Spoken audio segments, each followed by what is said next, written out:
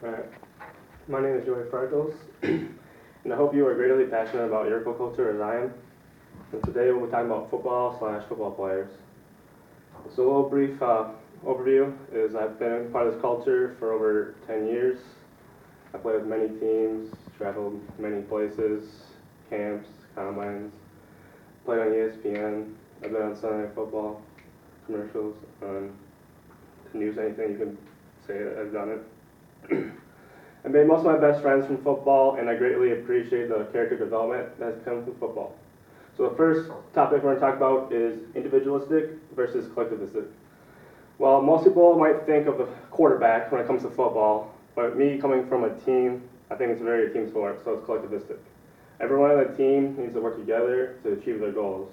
Your team is only as strong as your weakest link. And so every day when we walk into the locker room, there'll be a whiteboard with a message on it, so they communicate to us what our goals were for that week and how we had to do it.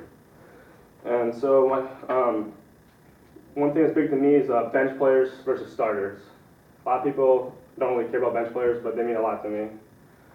Bench players, in my opinion, are important or even more important than starters because every week through practice, they have to get the starters ready and game ready.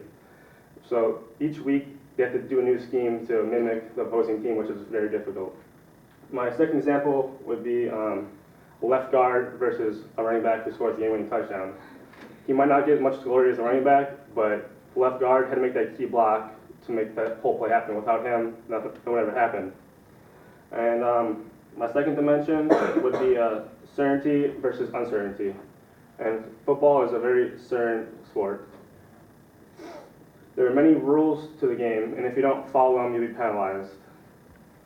This determines winning or losing games. Most teams who win games usually have the least amount of penalties. And so they'd be extremely disciplined. So a few examples for this would be drills in practice.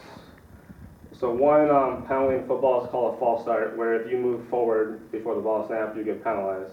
And so a lot of teams, they'll line up on a line, coaches will yell in your face, blowing whistles, just to make you jump outside. But you have to stay focused and communicate as a team, and you have to make the right play. My second example would be a playbook.